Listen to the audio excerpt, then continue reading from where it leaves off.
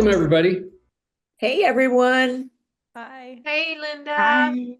Hi. November 20th, we are, it's 2 weeks away from opening Red Dot and Spectrum Miami. Very exciting. Yeah. If anybody wants a last minute booth space, call me. There aren't any, but I'll find you somewhere to hang your art and show. I think if I looked at the floor plan, we have, One. one booth. We always have a cancellation or something, so. Anyway, welcome to our webinar. We're going to go over a few things today, including the last San Diego show, Miami Art Week, and some other things. Linda, why don't you do a review of the Art San Diego show last week? Yeah. It was terrific. It was, we had 91 exhibitors. And we changed up the schedule of the fair just a little bit so that Friday was an opening day preview, and then Friday evening was the UBS private party. And that was really well attended, and there was artwork that was sold like the minute the door opened on Friday, as well as then during Friday evening. One of the things that we do in San Diego is we have an ongoing relationship with several nonprofit organizations. Monarch School, that serves the homeless children K through 12 in San Diego County. Humble Design, that furnishes homes for families coming out of homelessness in San Diego, and Liberty Station Art District. So it was a whole collaboration between those three organizations, and they did a great presentation that we call Access to Art. And the students at the school create the artwork.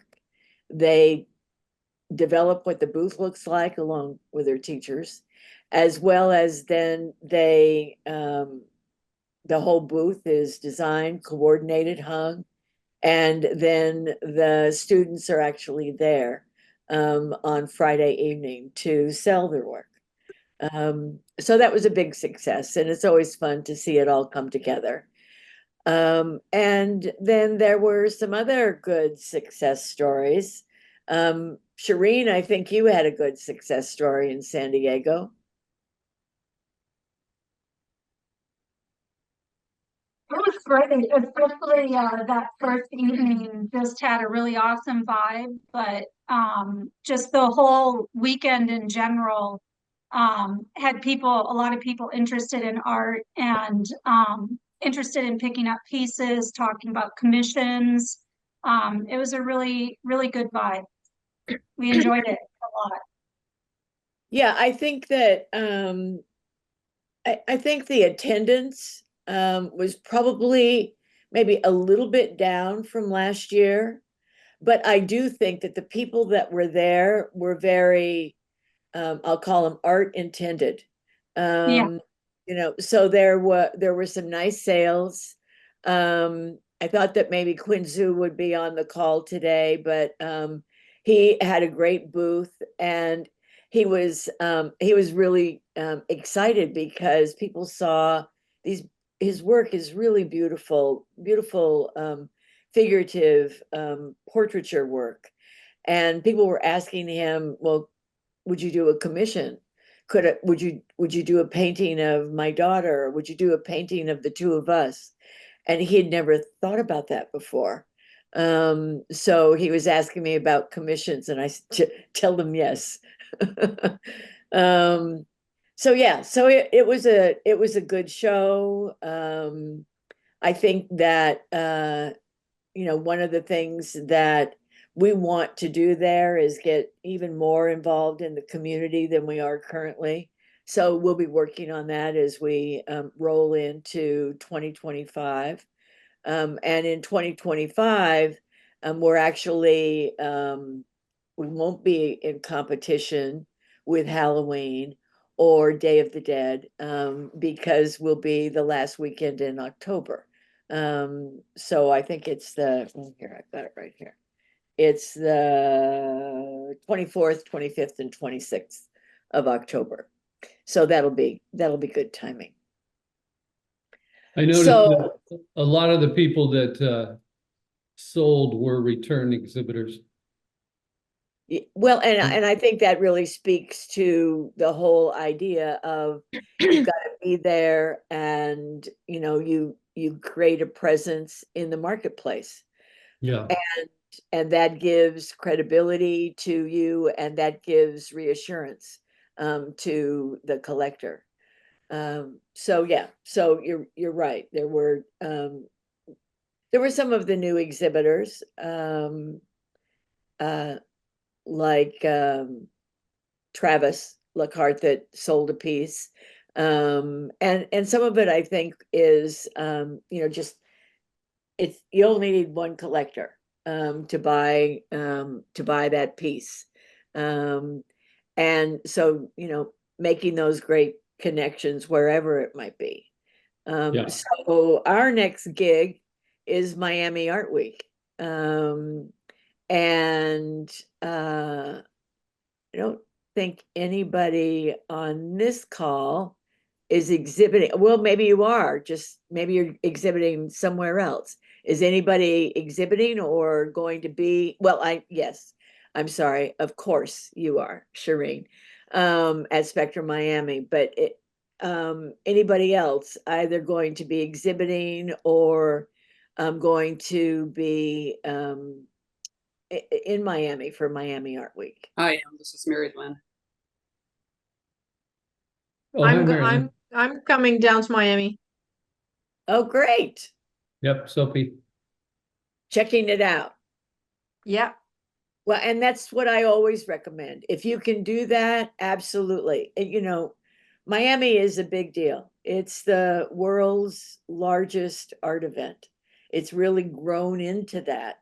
And the city of Miami has done such an incredible job. And some of you may not know this, but Eric was really on the ground floor of starting to make Miami Art Week into what it is today. And when Art Basel first came to Miami, when they had a brand new convention center, literally decades ago, and Miami just kept after it. And today it really is, the whole city turns into an art fair, an art exhibit. Spectrum Miami and Red Dot Miami are two of the major events during Miami Art Week, but everything is an art event. The Design District turns into an art fair, an art event. All of the galleries are open. The yachts that are in the harbor turn into locations for artist receptions and openings. So it really is incredible. So be sure you got your comfortable shoes if you're going to walk all around and see all those things. And those of us that'll be at Spectrum and Red Dot, we'll have our comfortable shoes on too, because it's 5 days. And Shireen was there last year, so she knows that it's a marathon. It's It's a marathon, but bring your outfits because everybody dresses up, especially the VIP night. It's so much fun. Yeah. I mean, you're selling, but the outfits and the Instagram princesses coming through, I mean, it's a scene. It's a lot of fun. And the street art too. That's all I'll say is, right, Linda? Like all the buildings are all painted and well, especially where we are. We're in the Wynwood district. And so right down the street, literally 2.5 blocks, is Wynwood Walls, which is invited muralist. notable muralists every year during Miami Art Week have created new murals in Wynwood walls. So it's an art exhibition, but it's of murals, if you can imagine it, all in one place. And then the buildings, absolutely, whether they're tagged or it's intentional, throughout the Wynwood district, it really is a feast for the eyes in terms of art, in terms of street art, all of it. It's there for sure. Has anybody had any successes lately that they'd like to share?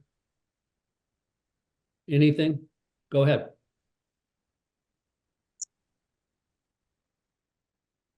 You're on mute, Vivian.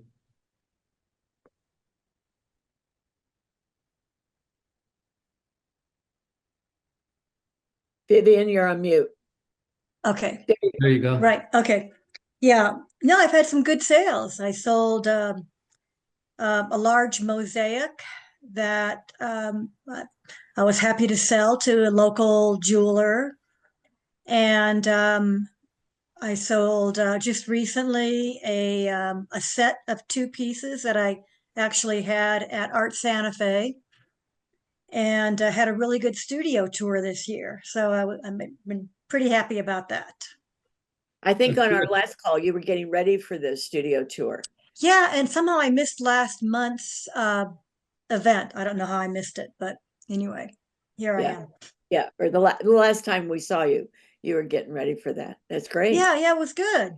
I was very happy with it. And I have an event coming up at the La Fonda next, the weekend of the 13th, 14th, and 15th. They have residencies there for local artists for a weekend. And you don't pay anything to join, but you have a really nice booth area right by the entrances and restaurants and the bar. So I'll have some good visibility there. That's great. Yeah, so I'm happy about that. We eat there every year. Yeah. Yeah. Oh yeah, it's good. It's a fun place. A lot of At least activity. once. Yeah. Mhm. Anybody else? Anybody else?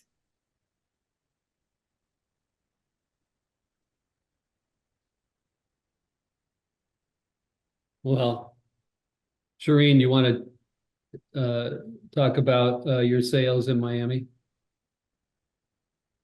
For Miami, I mean, I'm sorry, San Diego. You guys did well. yeah, we did well.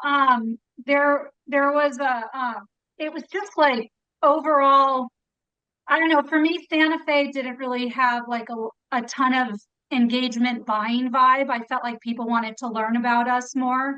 Um, but San Diego just felt like people were waiting to fall in love with the piece and take it home. And they kind of had, for us, more of like a broad view of what they would be interested in. And it was just a lot of fun. We sold the first evening a nice piece that went to some a Chinese family that has a gallery in California and in China. So talking to them about maybe doing some stuff in the future there. Actually, just kind of in general, like there are a couple Asian customers that were coming and going. So I think San Diego is really cool for that because you get a little bit more international going that way, with a really modern view, too. And then people wanting to commission different pieces where I don't have it up behind me, but we're showing these new star clusters and people were really liking that. We're trying to do pieces that expand or contract into a space.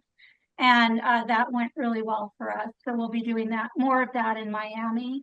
But yeah, it was just a really good, we sold every single day. We sold there. So, and that was kind of the thing at Miami too. I thought you were going to ask about, like Miami.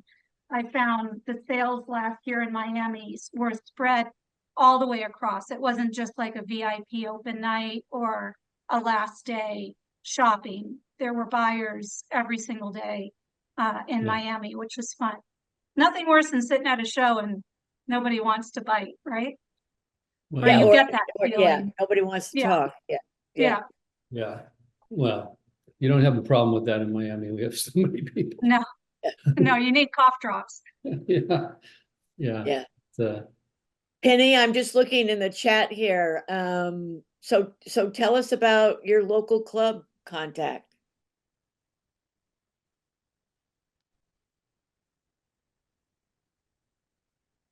Are you there? Can you go off mute? Or not? Okay, it's a fishing club. So anyway, she put her information in the chat for us. So one of the things that you had all been challenged by Hannah and re-challenged during the last call was to do some posts, make a reel. And did you? How did that work out? Any feedback on that? Any questions about how to? Nobody did it? I did it. Okay, I'll pipe in. Oh, go ahead, Vivian. Okay, yeah. Well, I didn't really put a lot of effort into boosting some of my reels or postings, but I did get on the ones that a few that I did post, I was getting over 200 hits to them, so that was good. And I think one I got over 250. Nice. So Good. yeah, I was happy. That was good. Right. I tried reposting that story that you posted about me, and I couldn't repost it, so I don't know how to post or I don't know how to repost, and I couldn't click that link, that web link, as I told Eric and Linda. But I kind of figured out it's probably because I'm in Canada and we're not allowed to have your news in Canada.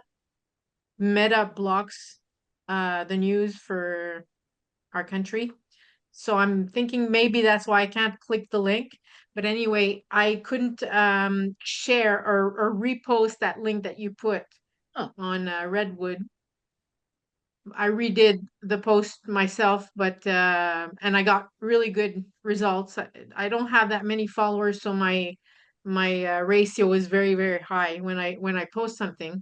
My followers are like love me, but I wonder how I can repost when you post something. I'd like to repost something. Yeah, so make sure sometimes in your story settings, it can be set to private where other people can't repost your content, or like some people have very like limited captioning on their posts. There's kind of a boundary that you can set. So make sure it's just, as free. Even on a professional page. Yeah, even on a professional page, a lot of people who have like millions of followers will sometimes limit their captioning just to like the people that they follow, just to kind of keep it concise. I'm sure it sounds like it has something to do with Canada as well, but if there's ever anything that you want to repost or share, you can send me an email and I can send you the content as well. Okay. I Thank have you. problems with that too. I can't So do I. repost. Can you guys click on links that are on the Redwood posts on links to the web or something? Can you guys do that? Because I can't. And I Yeah. was wondering if it's because I'm in Canada or not. Any links that are shared to an Instagram post, no one can click on. You can only go through the Instagram stories or the Instagram bio. So the link is normally in there and then it'll be directed to the link. You'll see like the link emoji or it'll say link in bio. That means like there is a link that you can click on. You just have to go somewhere else to find it. Okay, so let's take that post that you did about the article in Art Business News where it had a link to go on it. I can't click on that link, but how am I supposed to go read the article? Correct. So you would have to go to our profile and then in the Okay. bio, you would have to click on the link there. Or if you see it posted to Instagram stories and there's a link, you can click on it through there. Or you can copy and paste it. or you can copy and paste it. Like, let's say you were on your desktop. No, I can't even copy. Yeah, so you won't, no one, if you're on your phone and you're scrolling and you see like a post with a link, no one is able to copy it. That's Oh. just a global Instagram thing. For years, they've just refused to have people be able to click on a link unless it's a shoppable link within the post. I think it's Instagram's way of keeping people in the app as long as they can. Okay. But if you see it on Instagram stories or in the bio, you can click on it. All right. Yeah, Okay, a thank you.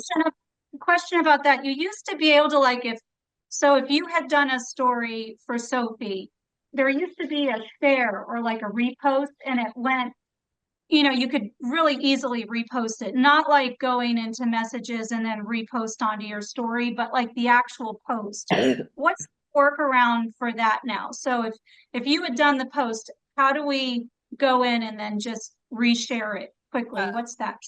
Let me pull up my phone if you guys are even able to see it. But let's say there's this latest post with Red Dot Miami. Oh, you won't be able to see this. Red Dot and Redwood. If you go into the messenger button, do you see where it says the one, like the little mail button? You click on that and then you click add to story. When I click on that, it only gives me my contacts. It doesn't give me the Right. option Me to. Me too. It's at the bottom. So it's like at the bottom under the messages, you'll see it says add to story. It differs on each post. Sometimes you'll have to scroll over a little bit and then share it to your story. Let me see. So if at I the can- bottom of our contacts, or So Like if you're if we're at a post, like, all right, anyhow, like the most recent one for Sure, Spectrum okay. Art Fairs, how do we, like, okay, there's a share, there's a copy link, but the share just goes straight, like to direct message it, right? Right. so there's And there's a copy. there's a share too, and there's also a circle with a plus, and you can add to your story. You might need to update the app because sometimes it does change with the updates. okay. I have the share icon, and it gives me the option to share to Facebook, Telegram, or Instagram. So if I click on Instagram, then I can share, and then it sends me to my people, not to my page. Mm-hmm.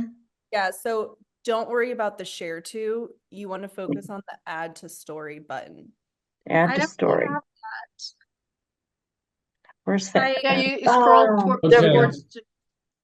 Oh, Oh, I Okay. see. You have to scroll those buttons over. Right. Oh, okay. So have we a- don't copy link, we share to story or add to story. Share to story, and then to be honest, sometimes the order will just switch up. Sometimes add to story is right there. Sometimes you have to scroll and find it. So it Mm, will always be there. You just kind of have to search for it. Okay, great. cool. That helps. Thanks. Thank you. That was cool. Thank you. I think we could put together a 5-minute presentation, Hannah, that right, like a little PowerPoint that you could put up and share your screen, and that would work pretty well. Yeah. That would be helpful. That'd be great. We can ask you questions specific to We'll do to that. that. We'll do that on the next call. Okay. So this is a Instagram good Live. time of year for sales. And yesterday I was interviewed by a magazine, and they said to me at one point, "So Eric, you've been in this business for over 30 years." And I kind of went, "Oh shit, that's true." And I started thinking back on a lot of the things that I did. I was never an artist like all of you, but I sold a lot of art. And it kind of reminded me of some of the things that I did. I was really aggressive. I had no kind of guardrails up as I was running galleries. I kept thinking of other ways to expose the artists that we were representing. And I do remember, I don't know if you remember this, Hannah, when we were little, but I used to go to the Santa Barbara polo grounds. And when they had polo, I would set up, I don't know, 15 pieces of art, 12 or 15 pieces of art on easels. in the area where they were all getting drinks. And I sold a lot of work. And I took work that was appropriate to people that were visiting the polo grounds. It was an artist named Susan Rios and another one named Mark King that did landscapes. And Hannah, you have a Susan Rios piece, I think, and gardens and stuff like that. But, you know, and the pieces were $1,500, $2,000, $3,000. And in those days, if I sold 2 or 3 pieces and I was, you know, getting commissioned, it was could be $1,000 weekend in my pocket as a salesperson, which was great. But for you, it would be fantastic. Sophie, I was thinking about you. I mean, you've got to have rodeos out in your area. Is there a place that you could set up some easels with your buffaloes? I bet you would sell some work, right? Quebec is a special province. People are extremely cheap, and my art is considered extremely expensive here, and not in the market. Then you better So, move. Yeah, yes. But like I said, for like I told you guys earlier on the call, I'm working on some pieces for Miami because I used to say my market was only out west with the horses and the buffaloes and the bisons and the deer and everything. But I've been working all month on special pieces just for Miami. I'm doing flamingos, parrots, turtles, and stuff like that, and I want to open that market. Yeah. But today they call them pop-up shows, right? Everybody knows that term, pop-up shows. We didn't call them anything. We just called it throw the stuff in your Volkswagen van and go out there and sell it. I might do that. Wellington is a big place for Wellington in Florida. I might do that this winter. It's a Yeah, big horse place. yeah. It's not a bad idea. Think out of the box sometimes and take your marketing materials and business cards, and you never know who you're going to meet. So, but this is a good time. The holidays are a good time to, you know, sell anything, whether it be toys or art. And you could do a post or a sale or a special or something, even if you're not participating in Art Basel, you know, celebrating Art Miami Week, Art Basel Week, whatever you want to call it. Everybody calls it Art Basel Week, which is funny to me because, you know, if you ask an artist, I'm going to Art Basel, and then I always ask, oh, which show are you doing? Because they're really not doing Art Basel because no artist can get into Art Basel. You have to be a really high end and We see you, Eric. What? Yeah, I Eric saw. keeps popping into Shireen's screen. Yeah. It's Yeah. my background. Well, show them. Here, let me get out. Hey, you guys, Hey, Hi. I'm freaking out. I lost my phone. I'll call it for you. Anyway, I just wanted to give you that little tidbit of information. Yeah, good. What else do we have, Linda? Anything? Well, if you haven't started thinking about it, this is the time to think about 2025. What are you going to do in 2025? You know, it seems like it's a ways off, but you know, before you know it, it'll be Christmas and New Year's, and then we'll be in 2025. So it's not too soon to be thinking about, you know, I know in the conversation that we had with Sophie, that's what she's thinking about. She's making plans. You heard her, she's painting pieces that she thinks will sell in Miami because that's one of her goals for 2025 is to get placement or to participate in the Miami market. So, you know, think about that. And we should be talking about that during our next call. Our next call will be, you know, post Miami. So we'll talk about that. But for sure, what are your plans for fairs? What are your plans for studio shows? What are your plans for your website, for your social media? All of that should go into some kind of a spreadsheet, a notepad, a chart, something, so that you start to have a vision for where you're going with your business in the coming year. It's a good idea.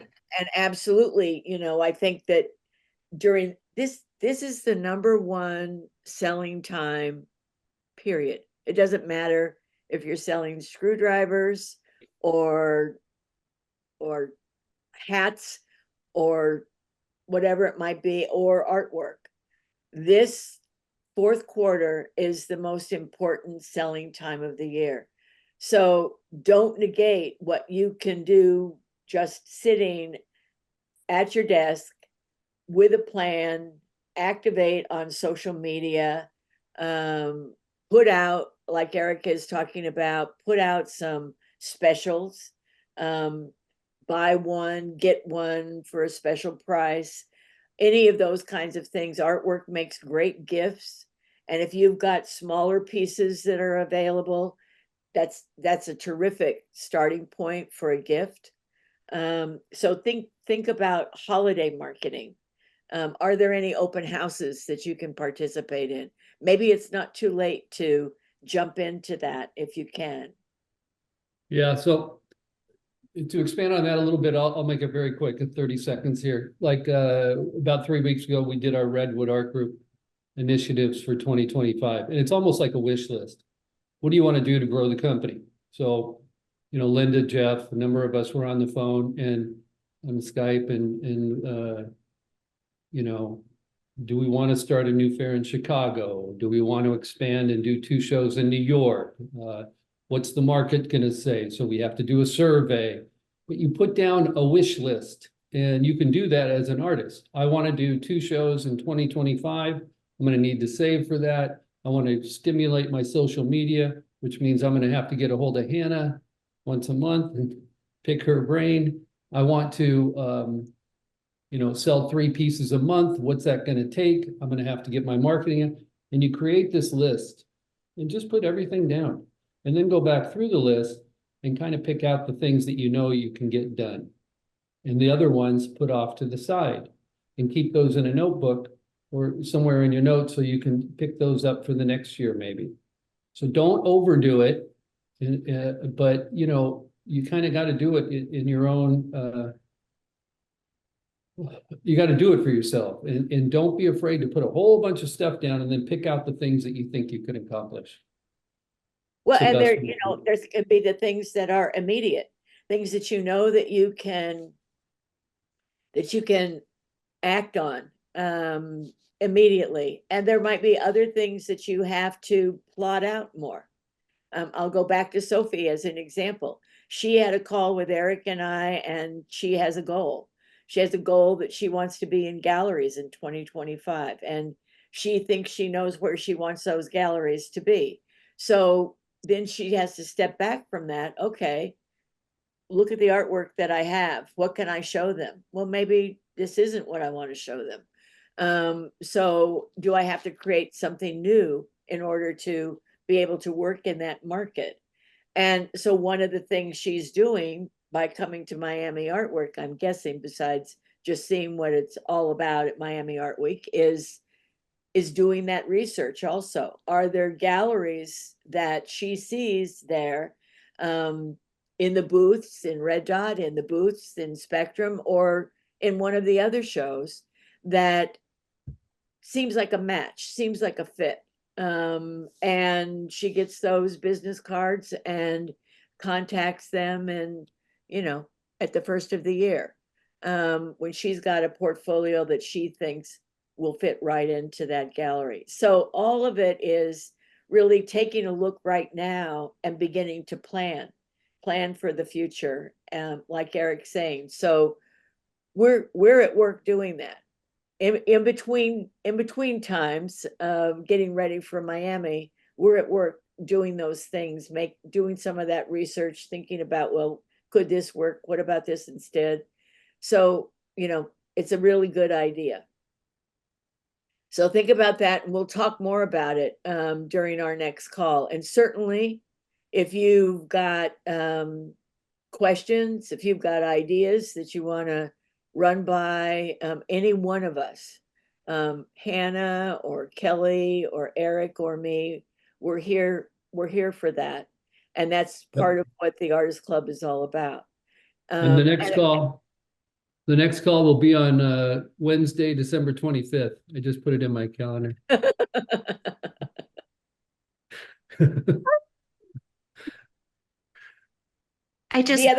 The other thing I want you all to think about putting in your plan, because we made the offer and so far only 3 people have taken us up on the offer, is an article in our business news. So if you want an article in our business news, you just need to reach out to me and say yes. And then Can we we'll, do another one? I mean, I've done one with you. well, that one was for Spotlight. We're Right. talking about an Artist Club article. Oh, yeah, I'll get in touch with you. All right. So that's all you have to do. That's is- what mine was, right, Linda?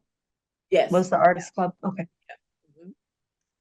And thank you again for that. It's a great article. I really like it, and people are really, really well responding to that article. People are amazed and think it's a great article. Good. Good. That's great. Great. Good. Sophie, did you And- post that on Instagram? I did. I tried. That's what she was talking about. That's the one? Yeah. Okay. Yes, I did post it, but I don't think you can click on the link, but maybe you can, I don't know how you can copy the link and go see Okay. it, but yes, I did post it on Instagram and I did post it on my Facebook page. Go Okay. to artbusinessnews.com and put in Sophie and it'll pop right up. That's what I did. I jumped. Yeah, you can do the same thing for Linda Roberts. She Yeah, has I jumped the gun and Tillis Hell is the other one that we did the article on. All right, everybody. Hey, you guys. Happy Thanksgiving. Happy happy Thanksgiving. Thanksgiving.